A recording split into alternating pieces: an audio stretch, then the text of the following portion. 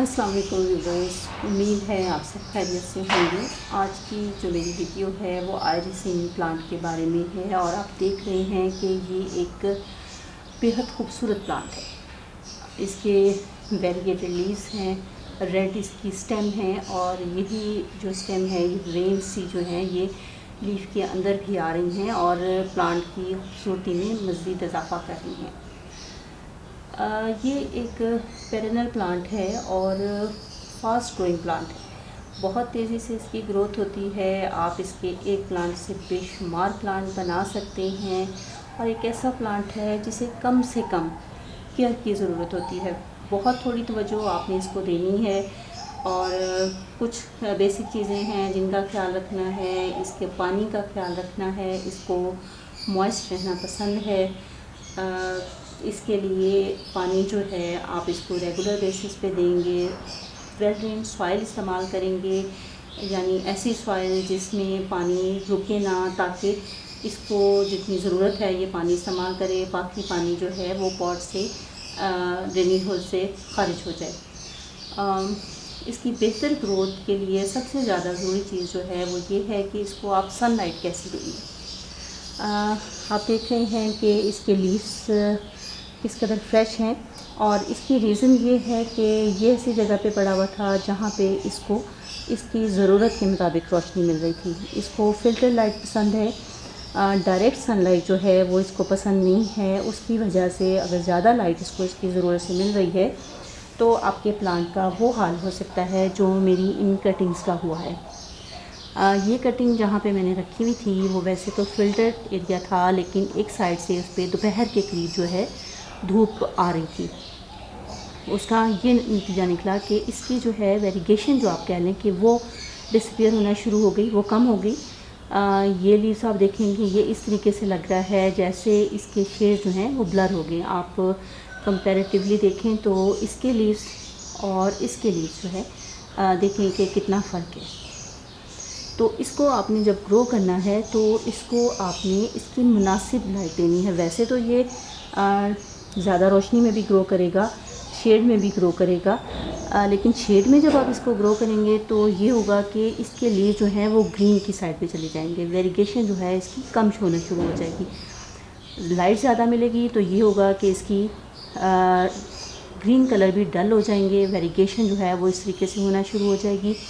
और इसको अगर हम मुनासिब जो है जगह देंगे, ये प्लांट मेरा जहाँ पे पड़ा हुआ था ये फ़िल्टर लाइट ही था। शाम के करीब इसको थोड़ी सी देर के लिए डायरेक्ट सनलाइट भी मिल रही थी और आप देख रहे हैं कि इसकी ग्रोथ जो है बहुत अच्छे से चल रही है।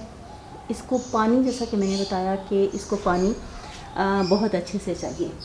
तो अगर पानी आप इसको थोड़ा पौधा डल हो जाता है, लेकिन जब आप इसको पानी देते हैं तो उसमें ये होता है कि इसके पौधा अपनी पहली सूरत में वापस आ जाता है, लेकिन जो इसके लीव्स हैं वो झड़ जाते हैं। मेरा ये प्लांट देखें कि इसके नीचे से लीव्स जो हैं वो अक्सर जगहों से झड़ गए हैं, जिसकी वजह से थोड़ी सी लापरवाहियाँ होती रही हैं। प्लांट्स के साथ मेरी तबीयत ठीक नहीं थी, जिसकी वजह से इसके लीव्स झड़ गए और अब ये प्लांट थोड़ा सा खूबसूरत नहीं लग रहा। उसका हल मैंने ये निकाला, क्योंकि ऊपर से इसकी ग्रोथ उसके बाद में बढ़ती गई और इसके लीव्स अच्छे निकल रहे हैं, नीचे न्यू ग्रोथ नहीं निकली। तो उसका मैंने ये हल निकाला कि इसकी कुछ कटिंग्स ली और इसको इस प्लांट के बेस में जो है मैंने ग्रो कर दिया। अब वो कटिंग जब ऊपर जाएंगी, ग्रोइंग सीज़न है, कटिंग्स ऊपर जाएंगी तो ये एरिया जो है कवर हो जाएगा और मेरा प्लांट जो है वो दोबारा हेल्दी लगना शुरू हो जाएगा। आप अगर चाहते हैं कि आपका प्लांट जो है वो बुशियर रहे तो उसके लिए पिंचिंग जो है वो एक मस्ट चीज़ है। अब ये देखें कि ये यहाँ पे ये इतनी ये मैं यहाँ से पिंच किया, ये यहाँ पे 2 स्टेम निकली, इधर से पिंच किया, या आप ये देखें ये यहाँ से भी 2 ब्रांचेस निकली हैं और ये नीचे से निकली हैं। इस तरीके से अगर आप चाहते हैं कि आपका प्लांट बुशियर लगे तो उसको थोड़ी सी जब उसकी ग्रोथ हो उसको दोबारा ऊपर से आप पिंच कर दें, वहाँ से आपकी न्यू ग्रोथ जो है निकल आएगी। खाद जो है इसको आप एक दफ़ा ग्रोइंग सीजन में दे दें, बस इसको खाद की ज़्यादा ज़रूरत नहीं होती है।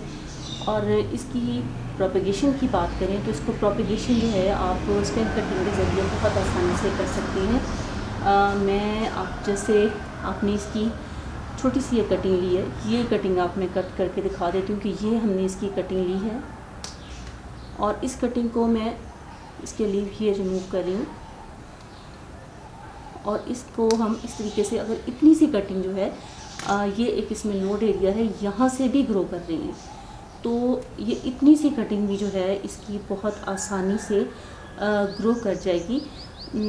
टिप कटिंग इसकी जो है हम लेते हैं तो वो ग्रो कर जाती हैं, लेकिन टिप कटिंग ज़्यादा अच्छा रिजल्ट देती है। लेकिन आप इसकी नीचे से ये भी जो है, मैंने ये कटिंग जो है ज़्यादातर इसकी बहुत सारी ब्रांचेस थी, वहाँ से मैंने इसकी ये कटिंग्स ली हैं और इन कटिंग्स को मैंने ग्रो कर दिया है। तो टिप कटिंग ज़रूरी नहीं है, आप बीच में से भी कोई कटिंग ले सकते हैं, लेकिन ये है कि उसमें नोड एरिया जो है ये एक नोड एरिया ज़रूर होना चाहिए जो आपकी सॉइल के अंदर जाए, ताकि आपके प्लांट जो है उसकी जो है ग्रोथ ज़्यादा फास्ट हो सके।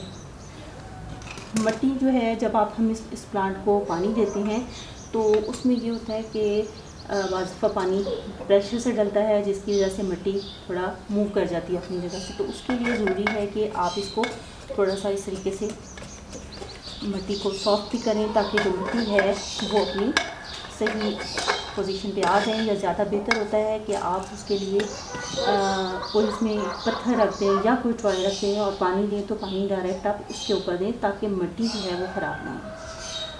ये मैंने प्लांट अपना क्लाइंबिंग प्लांट के तौर पे ग्रो किया है, और इसकी जो है मैंने ये स्टिक जो है ख़ुद बनाई थी, और मैं ऊपर लिंक दे रही हूँ। अगर आप देखना चाहते हैं कि आप स्टिक अपने प्लांट के लिए कैसे बना सकती हैं तो ज़रूर देखिएगा। और इसकी ये प्लांट मैंने सॉइल में ग्रो किया है, ये कटिंग सॉइल में लगाई थी, और मैंने इसकी कुछ कटिंग जो है पानी में लगा के भी ग्रो की थी, जिसकी रूट जो हैं 2 वीक में निकल आई थी। तो अगर आप देखना चाह रहे हैं कि पानी में इसको ग्रो कैसे कर सकते हैं, तो नीचे मैं और ऊपर मैं वो लिंक दे रही हूँ, आप उसको चेक कर सकते हैं, क्योंकि ये जितनी आसानी से सॉइल में ग्रो होता है उतनी ही आसानी से पानी में भी इसकी ग्रोथ होती है। उम्मीद है आप अपने प्लांट को बहुत अच्छे से देखभाल कर रहे होंगे। अगर कोई चीज़ मिस है तो उसकी ज़रूर तवज्जो कीजिए, अपना भी ख्याल रखिए और अपने प्लांट्स का भी, क्योंकि आपके प्लांट्स खुश रहेंगे तो आप खुश रहेंगे। आइंदा किसी और वीडियो में आपसे फिर मुलाकात होगी, तब तक के लिए अल्लाह हाफ़िज़।